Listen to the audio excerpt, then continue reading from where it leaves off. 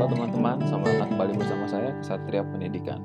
Nah, pada episode kali ini saya ingin melanjutkan untuk Fisika Dasar kelas 12, di mana sebelumnya saya menjelaskan mengenai gelombang atau pengantar tentang gelombang ya, di mana kita belajar mengenai definisi-definisi tentang gelombang. Nah, pada episode kali ini saya ingin menjelaskan mengenai energi, yaitu energi yang dapat ditransmisikan gelombang. Jadi, kalau teman-teman ingat, misalnya kita anggap untuk energi ini, kita anggap saja sebuah tali. Nah, tali, kalau misalnya teman-teman gerakan ke atas, ke bawah, nah ini akan bergerak seperti ini kan.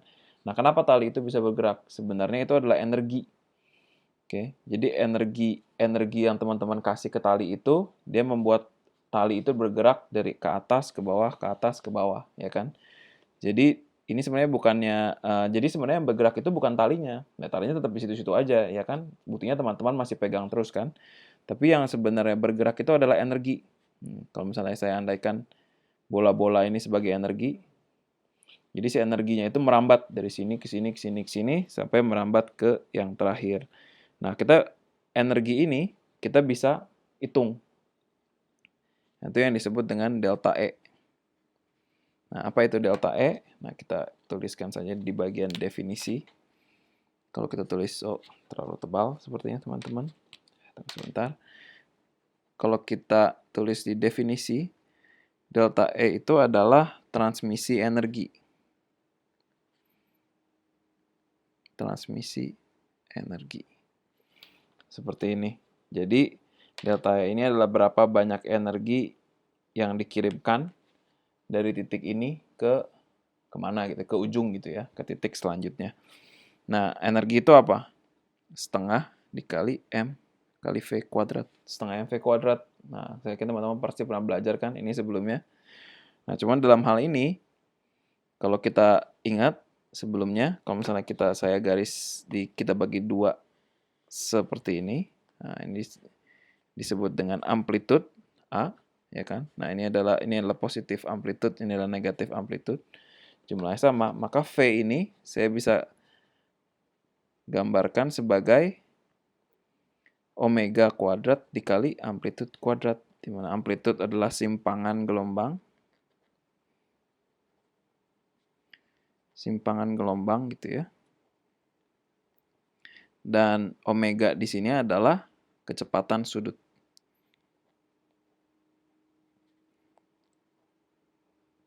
Jadi kecepatan sudut itu kalau misalnya kita lihat garis lurus, nah ini kan ada theta gitu ya, sudut di sini. Kalau kita ambil garis sudut berikutnya, ada sudut lagi, sudut berikutnya ada sudut lagi. Nah, sudut-sudut perubahan sudut ini, kecepatan dia perubahan sudut ini, itu yang disebut dengan omega. Nah, itu bisa digunakan untuk menjabarkan kecepatan rambat ini, seperti itu. Nah, sekarang yang perlu kita ketahui adalah M-nya. Apa sih? M itu adalah massa. Nah, tadi untuk pengandaian saya bilang adalah tali. Nah, sekarang kita ambil tali. Kalau misalnya kita ketahui massa tali per patuan panjang, ini adalah massa tali per satuan panjang. Panjang, gitu ya. Nah, terus kita juga mengetahui berapa panjang talinya. Delta X ini adalah panjang tali. Jadi, misalnya bola-bola ini adalah menggambarkan energinya. Nah, jadi kalau misalnya kita bisa mengetahui panjang tali di sini, ini adalah delta X. Dan kita tahu juga tali itu memiliki massa persatuan panjang mu. Maka kita bisa pecah lagi ini menjadi mu dikali delta X dikali omega kuadrat dikali amplitudo kuadrat. Seperti ini. Nah, sekarang satu lagi yang kita bisa hitung juga adalah yang disebut dengan daya P. Nah, apa itu daya? P, daya, adalah energi per waktu. Per satuan waktu. Itu ya. Atau delta E, energi, dibagi delta T, waktu. Jadi, ini saya teruskan kembali, setengah mu dikali delta X dikali omega kuadrat dikali amplitude kuadrat dibagi delta T, waktu. Kita lihat di sini. Delta X per delta T.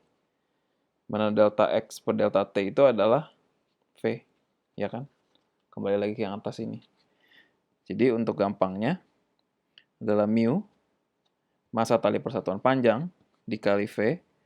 V itu adalah cepat rambat gelombang.